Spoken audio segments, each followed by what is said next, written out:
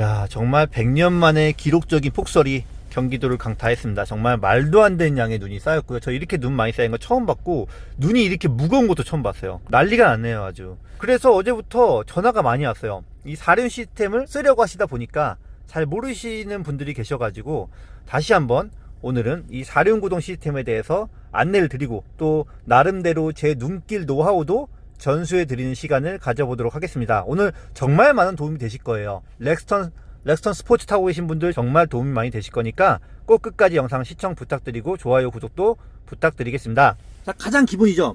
이 차는 지금 렉스턴 서밋 차량이고 4륜에다가 LD 시스템까지 들어가 있습니다. 이 LD가 들어가면 눈길에 더 좋은 건 있어요. 없다고 해서 또 크게 문제될 건 아닌데, 정말 말도 안 되게 험난한 상황에서는 또 LD 시스템이 뜻하지 않게 도움을 줄 수가 있습니다. 근데 LD는 우리가 컨트롤을 할 수가 없어요. 내가 넣고 싶을 때 넣고 빼고 싶을 때 뺄 수 있는 그런 게 아니고, 뒷바퀴의 왼쪽과 오른쪽 바퀴의 회전차가 일정 이상 커졌을 때 시속 20km 이하에서만 기계적으로 체결이 되면서 쿵 하는 소리와 함께 뒤에가 뭔가 딱 체결된 느낌이 납니다. 그때만 일시적으로 동작하는 것이기 때문에 주행할 땐 걸리지 않아요. 반드시 멈춰있다 출발할 때, 그러니까 시속 20km 미만에서만 가동을 하게 되고요. 자, 사륜 같은 경우에 자, 이렇게 4H로 주행 중에도, 운전 중에도 주행 중에도 바꿀 수가 있어요. 그럼 이렇게 위에 보시면은 녹색으로 들어왔죠. 몇 초가 걸립니다. 다시 2륜으로 바꾼다 하더라도 몇 초 있다가 꺼져요. 자, 그럼 4L을 넣고 싶다. 너도 깜빡거리기만 하지 들어가지가 않아요. 지금도 계속 깜빡거리고 있어요. 그때는 기어를 중립에 체결을 해주면은, 예, 이게 들어간 거예요. 자, 그럼 여기서 4륜 로우란 무엇인가? 이것은 4H랑 똑같습니다. 앞뒤 5대5 배분이 들어가는 것은 똑같은데, 단지 거기다가 기존보다 바퀴의 회전수가 반으로 줄어들고 대신에 토크가 2배로 증가합니다. 기존과 같은 기어의 RPM의 바퀴 회전수는 반으로 줄고 속도가 반으로 줄고 대신에 토크가 2배 가까이 증가를 하는 거예요. 이게 너무 바퀴가 빨리 회전해도 헛바퀴가 돌지 않습니까? 차라리 천천히 회전하면서 그 바퀴 회전 자체에 엄청난 토크가 걸려 있는 거예요. 이 기능은 어쩔 때 주로 쓰냐면은, 주로 커다란 무거운 물체를 견인해서 끌어올리거나 힘이 2배로 늘어나기 때문에, 또는 눈길에 차가 파묻히거나 했을 때 로우 기어를 넣게 되면은 바퀴 회전수가 줄어들고 토크 자체가 증가하기 때문에 좀 더 탈출하기 좋은 상황이 만들어지기도 해요. 그럴 때 사용한다고 보시면 되겠습니다. 그때를 제외하고는 사실상 쓸 일은 없습니다. 반대로 신나게 사륜 로우를 사용해서 달리다가 다시 4H나 2H로 넘어가고 싶다. 그러면 또 중립에 놔둬야지만 로우가 빠지는 거예요. 자, 그래서 사람들이 오해를 하시는 게, 이 차의 사륜 구동을 산타페나 소렌토, 토레스, 액티언 이런 데 들어간 AWD랑 잘 구분을 못 하세요. 근데 이 차에 들어간 파트타임 사륜은 평소에는 그냥 후륜으로 달리다가 이 사륜을 4H나 4L로 넣었을 때만 이제 앞바퀴의 구동이 무조건 5대5로 배분이 되는 시스템이에요. 가장 센 사륜이죠. AWD 같은 경우에는 일단은 전륜 구동으로 가다가 앞바퀴가 좀 미끄러진다 싶으면은 그 미끄러진 정도에 따라서 다판 클러치를 통해서 뒤쪽으로 구동력을 8대2, 7대3, 6대4, 5대5 이런 식으로 배분을 자동으로 해주는 거예요. 그러다 보니까 내가 미끄러짐이 발생하고 나서 사륜이 들어가기 때문에 이 사륜 구동 자체로서의 성능은 조금 떨어질 수가 있어요. 물론 사륜 락 기능이 있긴 합니다. 락 기능이 있긴 합니다만, 그래도 이 파트타임 사륜이 정말 그 오프로드나 이런 험한 눈길, 정말 이렇게 눈이 폭설이 내린 상황에서는 가장 최고라고 보시면 되겠고요. 평소에는 이제 후륜 구동으로만 달리다 보니까 동력의 손실이 없다 보니까 그 점이 또 매우 큰 장점이라고 할 수가 있죠. 자, 근데 사람들이 사륜을 그냥 놓으시고 달리시다가 차가 덜커덕 그런다고 하세요. 그거는 일반적으로 갈 땐 상관이 없어요. 근데 내가 만약에 아직도 미끄럽긴 합니다만, 이런 제설 작업이 다 된 도로에서 내가 핸들을 어느 정도 꺾고 앞으로 가게 되면은 조금 가다가 덜커덕 걸리는 느낌이 나요. 그건 정상이에요. 이게 왜 그런 거냐면, 인터넷에 검색해 보시면 타이트 코너 브레이킹이라는 현상이 있는데, 이게 5대5로 구동력이 딱 배분이 되어 있는데, 이렇게 선회를 하게 되면은 앞바퀴의 회전수랑 뒷바퀴의 회전수랑 틀려요. 그러면은 이제 타이어가 드드득 끌리는 거죠. 길이 좀 미끄러우면은 그 타이어가 질질질 끌려가면서 갈 수가 있어요. 근데 만약에 길이 안 미끄러운 아스팔트다, 그러면은 차가 덜커덕 걸려버린 거죠. 어떻게 되냐면 제가 해볼게요. 자, 뒤에 놔두고 제가 마치 유턴하듯이 지금 사륜 넣었지만 이렇게 앞으로 갔어요. 가다 보면 차가 잘 안 가요. 예, 가다가 득득득 걸려요. 이렇게. 이거 안 좋아요. 이런 상황은 되도록 만드시면 안 돼요. 그러니까 많이 꺾으시면 안 되고, 제설 작업이 다 완료된 도로에서는 이렇게 핸들을 많이 꺾고 주행하시는 게 사륜 시스템에 도움이 안 됩니다. 다시 백할게요. 자, 그리고 이렇게 만약에 덜커덕 걸린 상태, 그 상태에서 내가 만약에 사륜을 해제하려고 그래요. 이렇게 딱 빼려고. 그러면은 이게 기어가 잘 안 빠지는 경우가 생겨요. 원래 저희가 주행 중에는 이렇게 넣었다 뺐다 할 수 있지 않습니까? 2H랑 4H랑은. 그런데 기어가 딱 맞물려서 걸려버린 상태에서는 내가 빼려고 해도 안 빠져요. 그때는 잠깐 만약에 그렇게 안 빠진다, 나는 분명히 2륜으로 뺐는데 2륜이 안 빠진다, 그럴 때는 핸들을 똑바로 하시고, 예, 살짝 아주 미세하게 전진 또는 후진을 해주세요. 그러면 기어가 물렸던 게 딱 풀려요. 그 상태에서 다시 2륜으로 바꿔주시면 기어가 쉽게 빠집니다.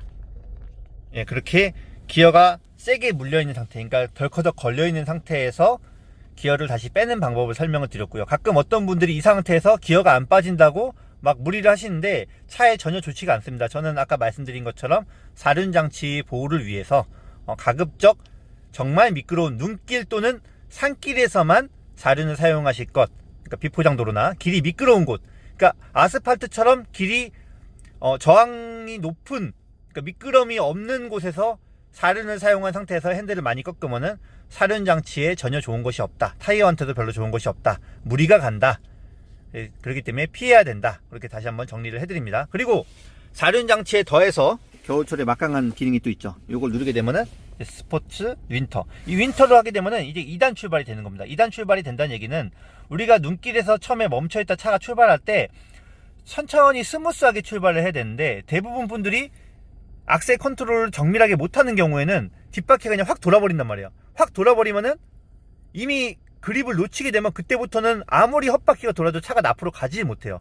그러니까 헛바퀴를 안 돌게 하는 게 핵심이다 보니까, 그래서 이 윈터 모드를 쓰게 되면은 2단으로 출발하게 되면 처음에 힘은 조금 부족할지언정 조금 더 바퀴 스피드가 천천히 출발하는 효과가 있다 보니까 처음에 슬립을 조금 최소화하면서 멈춰있던 차를 움직일 수가 있는 거죠. 그래서 사륜 플러스 윈터 모드, 그리고 거기다가 만약에 LD까지 들어간다, 그러면 이 차의 막강한 눈길 주행 능력을 경험할 수가 있는 겁니다. 자, 그리고 제가 노하우를 한번 알려드리자면, 만약에 눈길을 제설 작업이 잘 안 된 정말 험한 데를 쭉 올라가야 돼요. 그러면은 그때는 차는 절대 중간에 멈추면 안 돼요. 이게 오르막길 올라가다가 잘 올라가다가도 한 번만 멈추면, 그 한 번 멈추는 순간 다시 올라가기가 힘들어져요. 물론 이렇게 요령 좋으신 분들은 정말 살살살 달래가면서 다시 올라갈 수도 있긴 하겠지만, 경사에 따라서 조금만 경사가 심하면은 중간에 멈추면 절대 못 올라갑니다. 그래서 만약에 내가 올라가다 실패했다, 나 올라갈 수 있을 것 같은데, 그러면은 뒤에 차가 없다면은 무리해서 악셀을 막 조지지 마시고 그냥 일단 뒤로 쭉 후진하세요. 천천히 후진을 그대로 하신 다음에 평지에 가까운 곳까지 간 다음에 다시 거기서 도움닫길에서 한 방에 팍 치고 올라가야 됩니다. 그게 사실은 가장 기본이고, 만약에 내가 뒤로 갈 수 없다 그럴 때는 근데 이거 너무 무리하게 시도하다가는 오히려 내가 앞으로 가려는 시도로 인해서 뒤로 밀려가지고 뒤에 멀쩡히 서있던 차랑 사고가 날 수 있으니까 그건 정말 조심하셔야 돼요. 이게 멈춰있다가 내가 앞으로 가려고 그렇게 막 헛바퀴 막 돌다가 오히려 그걸로 인해서 그립을 놓쳐가지고 그로 인해서 뒤로 밀릴 수가 있어요. 그럴 땐 차라리 가만히 있는 게 뒤로 밀리지 않고 안전합니다. 낌새가 좀 올라가기 힘들 것 같다 싶으면은 뒷차에 대해 양해를 구하고 살짝 후진을 요청하셔야 돼요. 어느 정도 거리를 벌려주시고, 이게 한번 차가 밀리기 시작하면 가속이 붙어가지고 그냥 때려박기 때문에 안전한 상태에서 돌다리 두드려 건너시기를 권유드리고 있습니다. 그리고 눈길 주행하실 때 제일 하면 안 되는 게, 그 내리막길, 특히 고가도로나 이런 데는 길이 확실히 미끄럽거든요. 그런 데서 제일 하면 안 되는 게 핸들을 꺾을 수도 있어요. 관성으로 갈 수 있어요. 엔진 브레이크 같은 거 살살 걸면서 천천히 갈 수가 있는데, 핸들 꺾으면서 브레이크를 밟는 게 제일 무서운 거예요. 차라리 내가 핸들을 그냥 일자로 있는 상태에서 브레이크를 딱 살살 밟는다, 그러면은 물론 밀릴 수는 있겠지만 그래도 차가 자세를 잃지는 않아요. 근데 내가 만약에 이렇게 코너길 이렇게 꺾어온 상태에서 브레이크를 밟잖아요. 그럼 차가 뒤에가 돌아가요. 그러면은 그때부터는 자세를 잃어버리는 거고, 그때부터는 그냥 대책 없이 날아가는 거예요. 그래서 저기 보니까 내리막길이고 앞에 코너 지나서가 앞이 안 보여요. 만약에 신호 대기 중인 차가 있을 수도 있고, 이미 속도를 줄여놓은 차들이 보여요. 그러면은 나는 코너를 진입하기 전에 엔진 브레이크 사용해서 엔진 브레이크를 이렇게 마이너스 기어를 넣어서 최대한 속도를 줄여놓고 직진 코너에서 최대한 속력을 줄여놓고 나서 그 다음에 코너를 진입해서는 브레이크를 밟지 말고 그냥 그 관성으로 그냥 브레이크를 최소화하면서 그렇게 가셔야 돼요. 안 그러면 두 개 같이 밟는 순간 차가 헷가닥 돌아버린다. 그거를 정말 명심해 주시고요. 그리고 이제 내리막길을 부득이하게 내려가야 됩니다. 만약에 경사가 좀 있어요. 눈이 얼어붙었다, 눌려가지고 얼어붙었다, 그러면 아예 시도 자체를 하지 마세요.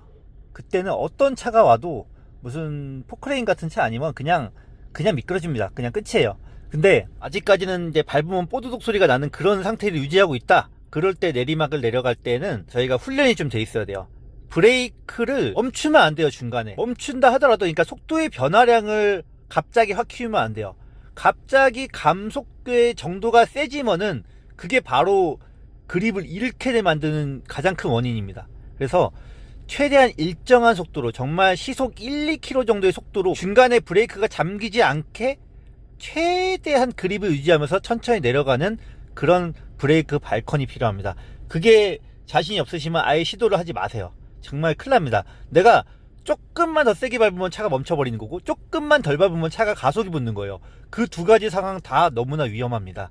반대로 이제 막 올라가야 하는 상황인데, 내가 LD도 있고 뭐 사륜도 있고 윈터 모드도 해놨고 뭐 로우 기어도 걸었고 다 했어요. 근데 그럼에도 불구하고 차가 못 올라가는 상황이 생겨요. 너무 경사가 심하고 너무 미끄러우면은 사실 올라가기 힘들거든요. 그때는 정말 과감하게 때로는 조지고 올라가야 될 때가 있는데, 그때는 무조건 요걸 끄셔야 돼요. 요걸 그냥 꺼지지 않고요, 자세 제어 장치를 꺼야 되는 건데, 몇 초 동안 누르고 있으면은 계기판 보시면은 딱 저기 자세 제어 시스템 꺼짐. 예, 그게 꺼지고 나서야 한번 살짝 차가 앞으로 움직이기 시작했어요. 어렵게 오르막길에서. 근데 막 내가 이제 바퀴를 막 왕왕왕 하면서 앞으로 나갈 때 그때 힘을 받아서 계속 치고 올라가야 되는데, 자세 제어 시스템이 켜져 있으면 때로는 미끄러지면서 그게 엔진이 출력이 확 죽어요. 그러면은 그 탄력을 받았을 때 그 탄력을 이어나가지 못하는 상황이 생겨요. 그럴 때는 방해가 되기 때문에 일부러 끄시고 나서 그렇게 하셔야 된다. 요것도 하나의 또 팁이 되겠습니다.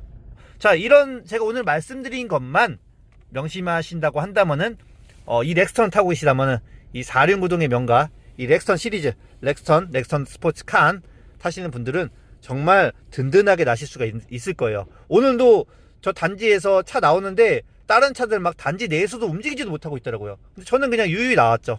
제 앞에 차가 좀 비켜줬어야 되는 건데 올라온 차를 갖다 안 비켜줬어요. 그러니까 올라온 차다가 한번 멈춰버리니까, 카니발이었는데 못 올라오는 거예요. 한번 멈추면 못 올라와요. 그래가지고 아이고, 저는 또 그 차를 피해서 또 인도를 살짝 올린 다음에 차를 이렇게 내려갔습니다. 그분이 옴짝달싹을 못하니까. 진짜 이럴 때일수록 이 4륜구동 렉스턴에 진가가 빛을 발하는 것 같아요. 제가 늘 말씀드리지 않습니까? 이제는 이상기온 때문에 겨울철에는 이렇게 듣도 보도 못한 폭설이 내리고요, 여름에는 폭우가 내려요. 길이 침수가 돼요.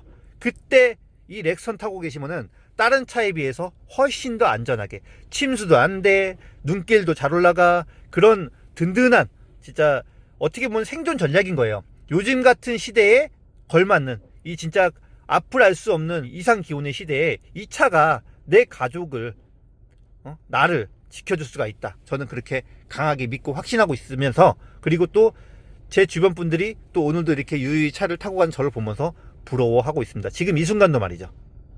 지금 오늘 이때만큼은 렉선이 지금 대한민국에서 제일 좋은 차인 겁니다. 시청 감사합니다.